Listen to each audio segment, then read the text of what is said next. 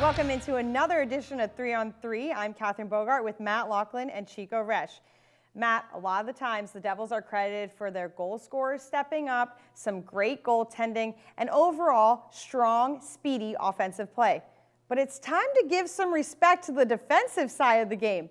How has the Devils' defense and commitment to being stronger helped the New Jersey this season? Well, you can look at it, Catherine, just simply by checking last year's notes where they were 29th in goals allowed, and this year they're 4th in goals allowed per game. It's been a massive improvement. They clearly knew last year there were too many breakdowns, too many backdoor plays. The goaltending has been a part of it. Let's not separate everyone into 3 different categories. The offense, the forwards have to help the D. They got to come back, be ready for outlet passes. The goalie has to do his job, feel comfortable that the defense will do its. But I think overall that's been lost because everyone talks about this highly skilled Devils team, Jack Hughes, Jesper Bratt, Nico Hischier, Dawson Mercer, and they forget that defense wins games, and that's why the Devils are successful this year, and that's what gives them more than a fighting chance when they get to the postseason. The defense is good. And that's where the control is. You can't control whether you're going to finish your chances. You would like to, but if you look at past Stanley Cup playoffs, there's 2-1, 1-0, 3-2. Defense is what wins in the playoffs, and the Devils are on the right track, and they just got to solidify it even a little bit more.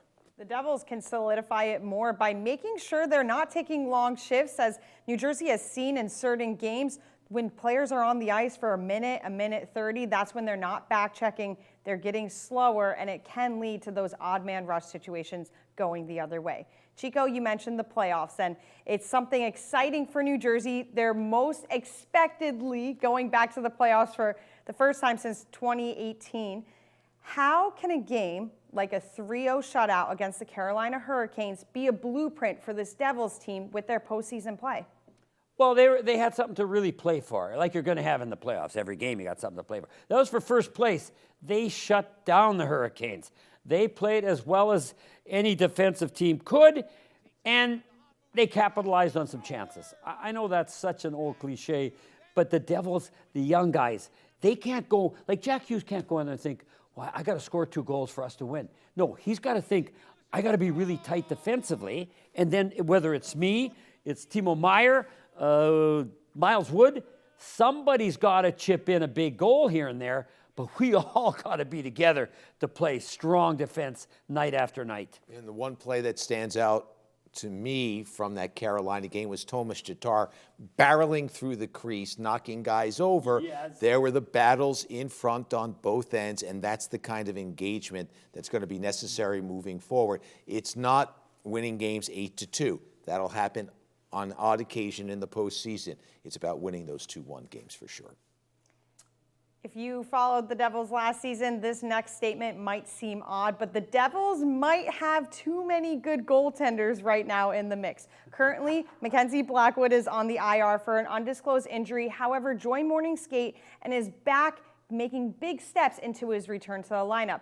Akira Schmid, in his call-up from the Utica Comets, has a 93% save percentage, has been lights out when the Devils needed him the most, picking up back-to-back wins on the road against the Capitals and the Canadiens. What do the Devils do when Blackwood is back and healthy and ready to play?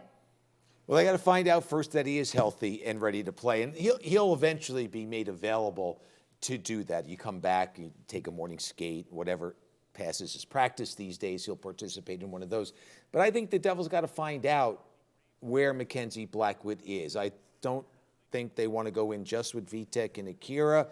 They would be fine if that's the case, but they got to find out where Mackenzie's in the mix. And like you said, Akira's up on emergency recall. You can't just keep the 3 goalies practicing together. That I hated that, Matt. Catherine, you're not getting enough, time. You don't know where you're sitting. And remember this, I mean, I'm a friend of Mackenzie's. He seems to let things roll off his back. He was playing really well at times. It's the injuries that have made management maybe saying, ooh, can we trust him? But let's just say he comes back, and what do we got left? Like 17 games or whatever. Let's say he plays half, and he just plays spectacular. Okay, then that's a really good problem the Devils will have. heading into the playoffs. So don't count out Mackenzie Blackwood. Vitek Vanacek is the crowd favorite. They love him right now, and let's hope he continues to be loved by making big saves and winning hockey games. Yeah, we're going to see Mackenzie for sure in the next 10 days. Devils have plenty of games, but they got to figure out where he's at because you want to have the two best guys available to you in the postseason. It's the final stretch of the 2022-23 regular season, and the Devils looking to make the playoffs, but still sharpen some things up before then. Full team coverage is on NewJerseyDevils.com. And for Matt, Loughlin, and Chico Resch, I'm Catherine Bogart. Thanks for joining us for another edition of 3 on 3.